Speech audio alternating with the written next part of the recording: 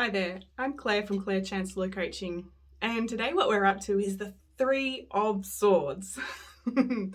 Now, the Three of Swords, you got to be careful not to make that kind of noise when this card comes up in a reading, because this card means that there's some really difficult conversations in front of us. Now, when we look at the Three of Swords, there's that beautiful red heart, the grey background, and the swords piercing through that heart. However, that heart isn't bleeding. So it tells us really clearly that we're dealing with some worries, some fears, some anxieties from the past. This person's been able to push down a lot of that pain, that hurt, that sorrow, but for whatever reason, something's come back to the surface.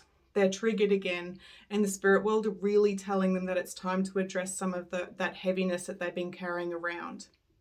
So the Three of Swords, it can indicate like somebody having to deal with like an affair or a third person coming in on a business that's, pulling the rug out from underneath someone. It represents like the mother-in-law interfering. It's where that two is out of balance and there's that third wheel and as I said, out of balance. Now, the grey clouds above us, it tells us that, things are uncertain here. You're really well practiced at pushing down your sorrows, and yet the crying and the hurt is just making you feel really weighed down. Now, this is old pain, so it's going to take some time to actually unravel what are the triggers. It's not about addressing the problems of right now, what's going on. It's actually about going back in the past and recognizing where you lost your power, where you lost your territory, or where you couldn't express your boundaries, and having a look at the past, at those mistakes, those lessons, so that you can implement that moving forward in whatever this scenario, this very tricky challenge is. This could be bringing up a lot of grief within the heart space. You could actually be having like a head cold or feeling like the flu kind of symptoms here.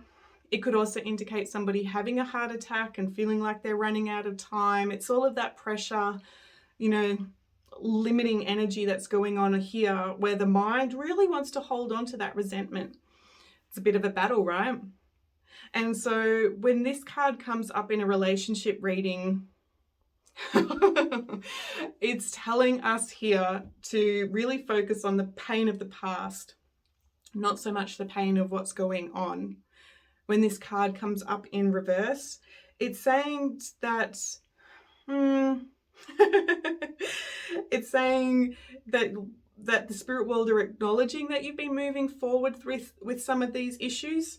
But even then, when I'm going through this particular reading here, I can hear the team saying like, don't think that you're in safe waters yet. Like, just because the card is reversed, it doesn't mean that like you should start trusting people. We're still working through the injustice and what's not fair, but it's to a less severity. So to recap, the Three of Swords, it's about old deep pain coming to the surface. It's time to process what happened in the past to free your future. And it's about going inward again with the Three of Swords. It's still about going inward to recognize where your boundaries are. I hope that helps. I will talk to you later.